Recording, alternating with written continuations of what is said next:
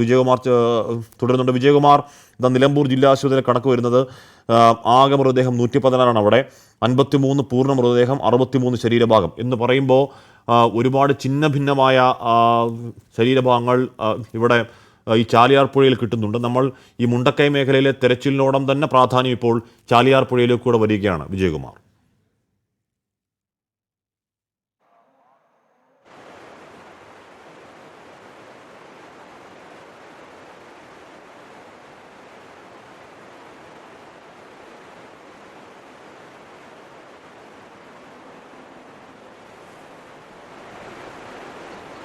യഥാർത്ഥത്തിൽ ഹാഷ്മി, ചാലിയാർ പുഴയിലൂടെ വരുന്ന മൃതദേഹം എന്നത് നമ്മൾ എന്താണ് വല്ലാതെ സങ്കടപ്പെടുത്തുന്ന വിവരങ്ങളാണ് അവിടെ നിന്ന് വരുന്നത്. അത് ഹാഷ്മി നേരത്തെ സൂചിപ്പിച്ചതുപോലെ കഴിഞ്ഞ ഇന്നലെയും ഇന്നുമായി റിപ്പോർട്ടുകളിലൊക്കെ വന്നതുപോലെ അതെങ്ങനെയാണ് ഇനി ഒരിക്കൽ കൂടി അത് ഞാൻ പറയുന്നില്ല. കാരണം അത് അത്രത്തോളം നമ്മളെ നൊമ്പരപ്പെടുത്തുന്നു എന്നതല്ല, നമ്മളെ വല്ലാതെ അലോസരപ്പെടുത്തുകയും ബുദ്ധിമുട്ടിക്കുകയും ഒക്കെ ചെയ്യുന്നതാണ് ആ വിവരങ്ങൾ. അത് ഈ ഭാഗത്തു നിന്ന് കുത്തി ഒഴുകി പോയി അത് ചാലിയാറിൻ്റെ കൈവഴികളിലൂടെ ചാലിയാറിലേക്ക് എത്തുകയാണ്. അതിനിടയിലെ പാറക്കൂട്ടങ്ങളും വെള്ളച്ചാട്ടങ്ങളും ഒക്കെ ഉണ്ട്. അതിലൊക്കെ പെട്ട് അങ്ങേയറ്റം വികൃതമാവുകയാണ് ആ മൃതശരീരങ്ങൾ എന്നാണ് ആ മേഖലയിലുള്ളവർ പറയുന്നത്. അതുകൊണ്ടാണ് അങ്ങനെ ആ മട്ടിൽ ആ മൃതദേഹങ്ങൾ അവിടെ വരുന്നത്. ഇപ്പോൾ മണ്ണിൽ പുതഞ്ഞ് ആളുകൾ കുറേ സമയം സർവൈവ് ചെയ്യാൻ ശ്രമിച്ചതിൻ്റെ കഥ ഇപ്പോൾ ഇവിടെ ഞാൻ നിൽക്കുന്നതിന് ഒരു മണിക്കൂർ മുമ്പ് എന്നോട് പറയുകയായിരുന്നു. ഇവിടെ ഈ അങ്ങാടിയുടെ ഈ ഭാഗത്ത് ഇപ്പോൾ ചൂരൽമലയിലെ നിരവധി കുടുംബങ്ങളിലെ ആളുകൾ രാത്രി, അതായത് ഈ ഉരുൾപൊട്ടൽ ഉണ്ടായതിൻ്റെ തൊട്ടടുത്ത മണിക്കൂറുകളിൽ തന്നെ അവർ ആ സമയത്ത് കിട്ടാവുന്ന ലൈറ്റും ഒക്കെ, ഈ പള്ളികളിലൊക്കെ ഉണ്ടായിരുന്ന ലൈറ്റൊക്കെ എടുത്തു വെച്ച് ആളുകളെ തേടി ഇറങ്ങിയ സമയത്ത് ഈ മണ്ണിൽ പുതഞ്ഞ് കൈയൊക്കെ മുകളിലേക്ക് കാണാവുന്ന മട്ടിൽ ആളുകൾ നിൽക്കുന്നുണ്ടായിരുന്നു. ആരെങ്കിലും രക്ഷപ്പെടുത്താൻ വരുമെന്ന പ്രതീക്ഷയിൽ അത്തരക്കാരെ മുഴുവൻ ആ സമയത്ത് തന്നെ രക്ഷപ്പെടുത്താൻ കഴിഞ്ഞു. ഒരു അമ്മയും കുഞ്ഞും, അതാണ് അന്ന് കേട്ടതിൽ ഒരുപക്ഷെ വല്ലാതെ നമ്മുടെ മനസ്സിൽ തങ്ങി നിന്ന ഒരു കഥ. ഒരു അമ്മയുടെ ആ കുഞ്ഞ്, അതിന് ഏതാണ്ട് 6 മാസം മാത്രമേ പ്രായമുള്ളൂ. ആ കുഞ്ഞിനെയും കൊണ്ടാണ് അമ്മ ഒരു മരത്തിൽ പിടിച്ചു നിന്നത്. നമ്മൾ നിൽക്കുന്ന ഈ ചൂരൽമലയുടെ തൊട്ടടുത്തുള്ള ഒരു സ്ഥലത്താണ് ഉണ്ടായിരുന്നത്. ആ അമ്മ 6 മാസം പ്രായമുള്ള കുഞ്ഞിനെയും കൊണ്ട് ഒരു മരത്തിൽ പിടിച്ച് കുറേ മണിക്കൂറുകൾ നിന്നു എന്നാണ് പറയുന്നത്. അവരെ ജീവിതത്തിലേക്ക് തിരികെ കൊണ്ടുവരാൻ രക്ഷാപ്രവർത്തകർക്ക് കഴിഞ്ഞു. ആ അമ്മയുടെ വീട്ടിലുണ്ടായിരുന്ന ബാക്കി മുഴുവൻ പേരെയും അവരെ പറ്റി യാതൊരു വിവരവും ഇല്ല. അവർക്ക് വേണ്ടിയുള്ള തെരച്ചിൽ ഇന്നും ആ വീടിരുന്ന ഭാഗത്ത് നടന്നു. വീടിരുന്ന ഭാഗമെന്ന് ഞാൻ പറയുന്നത് അവിടെ വീടിരുന്ന ഭാഗം മാത്രമേ ഉള്ളൂ, വീടില്ല. അതിൻ്റെ അവശിഷ്ടങ്ങളൊക്കെ വളരെ ദൂരെയാണ് കണ്ടത്. അവരുടെ വീടിന് മുന്നിൽ നിർത്തിയിട്ടിരുന്ന ഒരു വാഹനം വളരെ ദൂരെ, അത് ഏതാണ്ട് ഒടിഞ്ഞു നുറുങ്ങിയ മട്ടിൽ കിടക്കുന്നുണ്ട്. അപ്പോൾ ആ വീട്ടിൽ ഉണ്ടായിരുന്ന അവരൊക്കെ എവിടെ? ഒരു വിവരവുമില്ല അവരെപ്പറ്റി. അങ്ങനെ വിവരമില്ല ആളുകൾ, കാണാതായവരെ പറ്റിയുള്ള കണക്കുകൾ ഈ നാട്ടുകാർ പറയുന്നത് റവന്യൂ വകുപ്പിന് അറിവുള്ളതാണോ അതോ റവന്യൂ വകുപ്പ് അതുകൂടി ചേർത്തതാണോ ഈ കണക്കെന്ന് എനിക്കറിയില്ല. പക്ഷേ ആ കണക്കിൽ റവന്യൂ വകുപ്പ് അപ്ഡേറ്റ് ചെയ്യണമെന്ന് നമ്മൾ ആവർത്തിച്ച് പറയുന്നത് അതിനപ്പുറത്തേക്കുള്ള വിവരങ്ങൾ ഈ നാട്ടുകാരുടെ കൈവശമുണ്ട് എന്നുള്ളതാണ്. അപ്പോൾ നമ്മൾ ഈ പറഞ്ഞതുപോലെ സർവൈവൽ എന്നതിൻ്റെ എത്രയോ മുഖങ്ങൾ, എത്രയോ അനുഭവങ്ങൾ ഇവിടെ വന്ന ശേഷം ഈ ചുരുങ്ങിയ മണിക്കൂറുകളിൽ നമ്മൾ കണ്ടു, കേട്ടു, അറിഞ്ഞു, അത് പ്രേക്ഷകരുമായി പങ്കുവച്ചു. അത്തരം വിവരങ്ങൾ നമുക്ക് ധാരാളം വരികയാണ് ഇപ്പോഴും. ഇനിയിപ്പോൾ ഞാൻ പറഞ്ഞല്ലോ, ഭൂകമ്പ ബാധിത മേഖലകളിലൊക്കെ 3-4 ദിവസം മണ്ണിനടിയിൽ കുടുങ്ങി ജീവിതത്തിലേക്ക് തിരികെ വന്നവരുടെ കഥ നമ്മൾ വായിച്ചിട്ടുണ്ട്, കേട്ടിട്ടുണ്ട്, അറിഞ്ഞിട്ടുണ്ട്. അപ്പോൾ നാളത്തെ തെരച്ചിൽ അതും രക്ഷാപ്രവർത്തനം തന്നെയാണ്.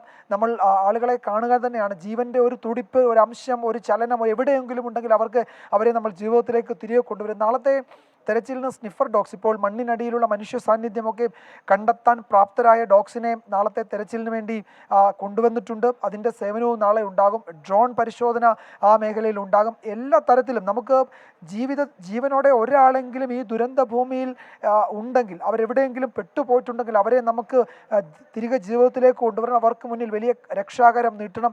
അതിന് പറ്റുന്ന എല്ലാ സംവിധാനങ്ങളും നമ്മൾക്കൊപ്പം ഇപ്പോഴുണ്ട്. അത് പ്രവർത്തിപ്പിക്കാൻ പറ്റുന്ന ഒരു സാഹചര്യം ഒരുക്കണം എന്ന് മാത്രമേ നമുക്കുള്ളൂ. നമ്മുടെ നിയന്ത്രണത്തിന് പുറത്താണ് ഈ റെഡ് അലേർട്ട് സോണിൽ പെയ്യുന്ന മഴ. അതിനെപ്പറ്റി നമുക്കറിയാം, നമ്മൾ അനുഭവം ഉള്ളതാണ്. നമ്മൾ പല ജില്ലകളിലും ഈ റെഡ് അലേർട്ടിൻ്റെ മഴയെപ്പറ്റി കണ്ടിട്ടുണ്ട്. ഇവിടെയും അത്തരമൊരു സാഹചര്യത്തിലേക്ക് പോകാതിരുന്നാൽ നമുക്ക് നാളെ കുറെ കൂടി മെച്ചപ്പെട്ട റിസൾട്ട് ഉണ്ടാക്കാൻ കഴിയുമെന്നാണ് ദൗത്യ സംഘത്തിലെ രക്ഷാപ്രവർത്തകരായ എല്ലാവരും പറയുന്നത്. അപ്പോൾ NDRFും പോലീസും ഫയർഫോഴ്സും ആർമിയും നേവിയും എയർഫോഴ്സും ഒക്കെ ചേർന്ന് വിപുലമായ ഒരു സംഘം തന്നെ നമുക്കൊപ്പമുണ്ട്. അവർക്ക് 2ാം നിരയായി പ്രവർത്തിക്കുന്ന പ്രവർത്തിക്കാൻ വിവിധ സന്നദ്ധ സംഘടനകളിലുള്ളവരുണ്ട്, നാട്ടുകാരുണ്ട്, എല്ലാവരും ഉണ്ട്. അപ്പോൾ അതിനൊക്കെ എല്ലാ കാര്യങ്ങളുമുണ്ട്. ഇപ്പോൾ രാത്രിയും ഈ പാലം നിർമ്മാണം നടക്കുകയാണ്, ദ്രുതഗതിയിൽ യുദ്ധകാലാടിസ്ഥാനത്തിൽ നടക്കുകയാണ്.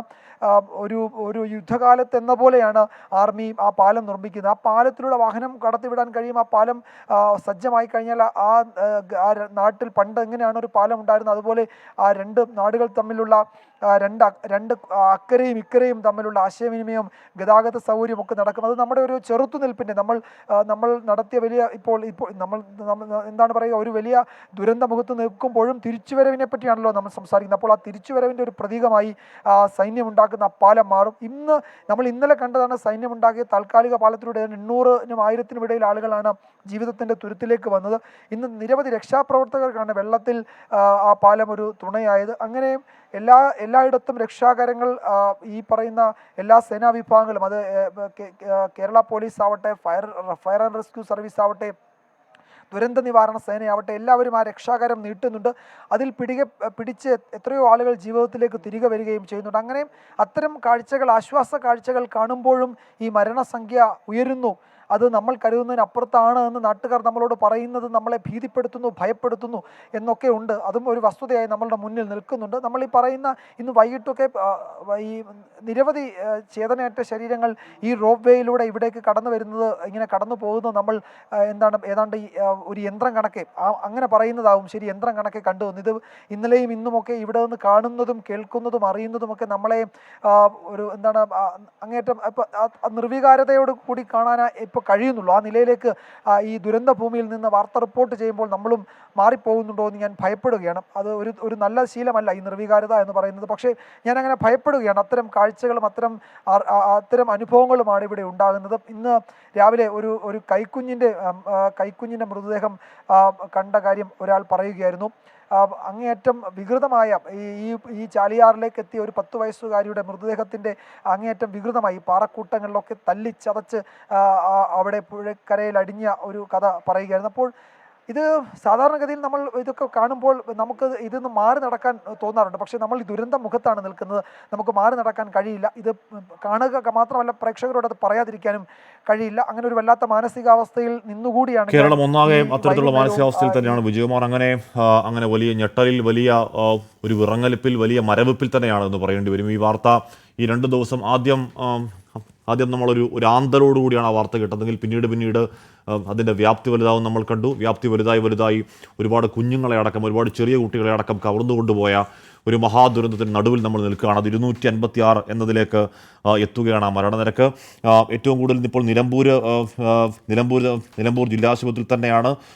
അവിടെ വയനാട് മുണ്ടക്കൈയിൽ ചൂരൽമല ഉരുൾപൊട്ടലിൽ മരിച്ച മൃതദേഹങ്ങൾ നിലമ്പൂർ ജില്ലാശുപത്രിയിൽ രാത്രിയും എത്തിക്കുന്നു എന്നുള്ളതാണ് ഏറ്റവും കൂടുതൽ അറിയാൻ കഴിയുന്നത്. അപ്പോൾ ഈ നിലമ്പൂരേക്ക് ചാലിയാർ പുഴയിൽ നിന്ന് കണ്ടെടുത്ത മൃതദേഹങ്ങൾ അങ്ങോട്ടേക്ക് കൂടുതൽ കൊണ്ടുവരുന്ന ദൃശ്യങ്ങൾ ഈ ദിവസം ഒന്നാകെ നമ്മൾ കണ്ടു. അത് ഇടവേളകളിലെല്ലാം നമ്മൾ കാണുകയായിരുന്നു. മൃതദേഹങ്ങൾ കൊണ്ടുവന്ന ഏറ്റവും ഒടുവിൽ നിലമ്പൂർ ആശുപത്രിയിലെ കണക്ക് എന്ന് പറഞ്ഞാൽ ആശുപത്രിയിലെ സങ്കട കണക്ക് എന്ന് പറഞ്ഞാൽ ആകെ മൃതദേഹങ്ങൾ അവിടെ 116 ഉള്ളത്.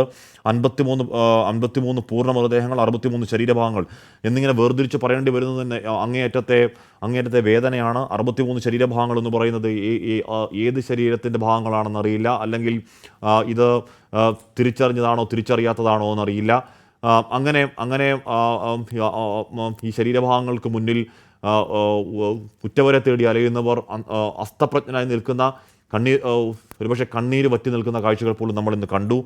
ഇന്ന് കിട്ടിയത് 23 ശരീരങ്ങളാണ്. ചാലിയാർ പുഴയിൽ നിന്ന് മാത്രം കിട്ടിയത് 38 ശരീരഭാഗങ്ങൾ ഇന്ന് അവിടെ കിട്ടി.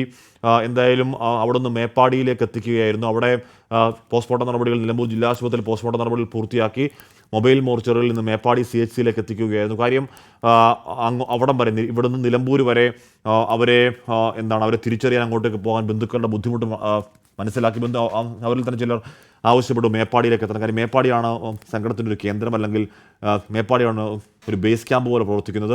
അപ്പോൾ അവിടെ നമ്മൾ കണ്ടു കുറേയധികം ആംബുലൻസുകളിലായി അവിടുത്തെ പോസ്റ്റ്മോർട്ടം കഴിഞ്ഞ് മൃതദേഹങ്ങൾ ഇങ്ങോട്ടേക്ക് വരുന്ന കാഴ്ച നമ്മൾ കണ്ടു. അവിടെ ഒരു സ്കൂളിലാണ് അങ്ങോട്ടേക്ക് എത്തിച്ചത്. LP സ്കൂളിലാണ്. LP സ്കൂളിൻ്റെ വരാന്ത നിറഞ്ഞ് ആ വരുന്നവരിൽ തങ്ങളുടെ പ്രിയപ്പെട്ടവരാരെങ്കിലും ഉണ്ടോ എന്ന് തിരിച്ചറിയാൻ തടിച്ചുകൂടി നിൽക്കുന്ന വലിയ ആളുകളെ നമ്മൾ കണ്ടു. സ്ത്രീകളും കുട്ടികളും അടക്കമുള്ള ഒരുപാട് ആളുകളെ നമ്മൾ കണ്ടു. അതൊക്കെ ഒരു മനുഷ്യായുസിലെ പരമാവധി വേദനകളാണ് എന്ന് ഉറപ്പായും പറയേണ്ടി വരും. ഉറ്റവർ നഷ്ടപ്പെട്ടവർ, കിടപ്പാടങ്ങൾ നഷ്ടപ്പെട്ടവർ ഒന്ന് ആലോചിച്ച് നോക്കണം. ഈ ദുരിതാശ്വാസ ക്യാമ്പിൽ കഴിയുന്ന 8300 ചില്ലുവാനം ആളുകളിൽ ബഹുഭൂരിപക്ഷം പേർക്കും അവരുടെ ഏറ്റവും വേണ്ടപ്പെട്ട, ഏറ്റവും അടുത്ത രക്തബന്ധം, മക്കൾ, അച്ഛനമ്മമാർ, അമ്മമാർ, അങ്ങനെ ഏറ്റവും അടുത്ത വേണ്ടപ്പെട്ടവർ നഷ്ടപ്പെട്ടവരാണ്. അതുമാത്രമല്ല അവരുടെ കിടപ്പാടം, ഒരായുഷ്കാലത്തിൻ്റെ അത്രയും സമ്പാദ്യം, കിടപ്പാടം, കയറിക്കിടക്കാനുള്ള മണ്ണ്, അവരുടെ ജീവിതോപാധികൾ എല്ലാം നഷ്ടപ്പെട്ട് ഒരു ദുരന്തഭൂമിയിൽ അങ്ങേയറ്റം നിസ്സഹായമായി നിൽക്കുന്ന കുറച്ചധികം മനുഷ്യരാണ്. ആ മനുഷ്യർക്ക് കേരളത്തിൻ്റെ കൈത്താങ്ങ്, കേരളത്തിൻ്റെ പിന്തുണ അങ്ങേയറ്റം ആവശ്യമുണ്ട്. അത് ഏതൊക്കെ തരത്തിൽ കൈത്താങ്ങ് നൽകാമോ ആ തരത്തിലൊക്കെ കേരളത്തിൻ്റെ കൈത്താങ്ങ് ആവശ്യമുള്ള ഒരു ജനതയാണ് ആ ജനത. പിന്നീട് ബാക്കിയുള്ള ചർച്ചകൾ നമുക്ക് പിന്നീടാവാം.